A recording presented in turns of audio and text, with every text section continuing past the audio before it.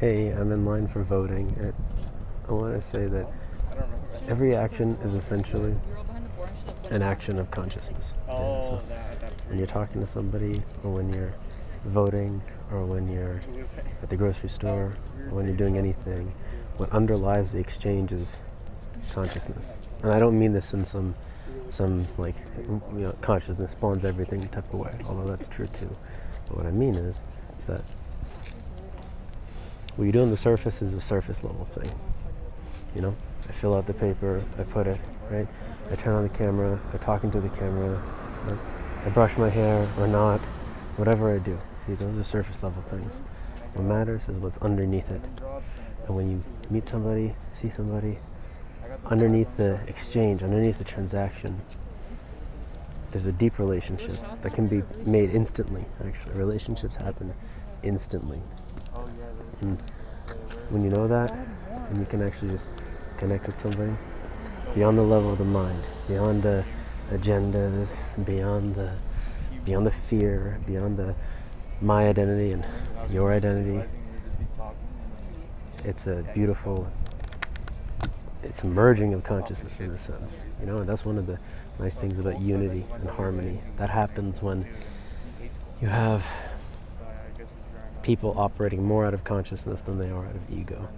No, their interests will always conflict, but the ways in which they handle it, more elevated ways they handle it, indicates how, war is like the worst example of it, right? And then, peaceful debate and adherence to, processes established by law, perhaps, to resolve differences. That's a more elevated way, to handle something.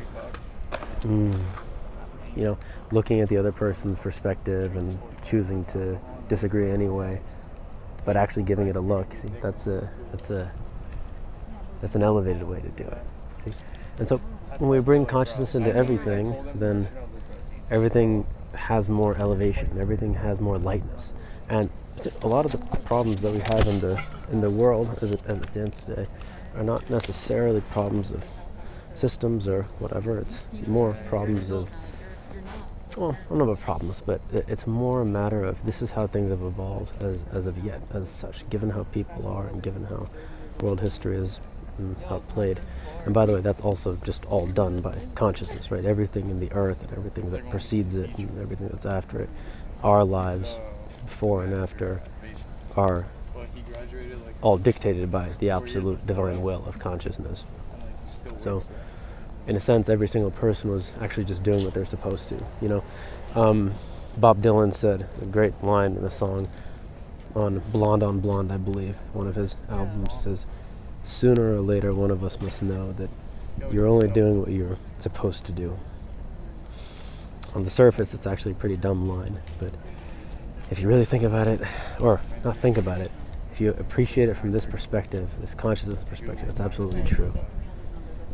We have apparent free will. We don't have true free will, because consciousness is what essentially dictates everything that occurs within us, through us, for us, with us, and so forth. And all of it, our victories and losses, ultimately are subsumed by death.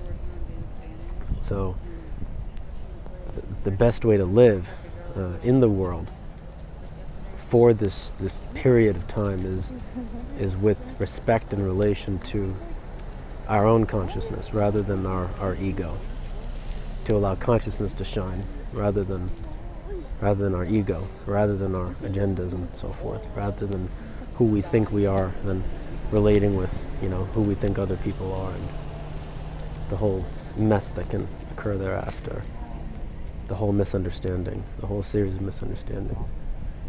We instead must look inward and know ourselves as consciousness and then act accordingly. This doesn't mean setting some code of behavior or actions. It simply means to know that there's always a deeper layer to something than the layer that we're witnessing. The mental layer is one thing. I can say one thing, you can disagree. But the way in which it's done is entirely to do with in a sense, the level of consciousness of the people at hand, or the level of consciousness that they're expressing at that time. Because one calm person can make another person calm. One angry person can make a more spiritual person angry. See, so yeah, consciousness underlies it all. So just wanted to point that out.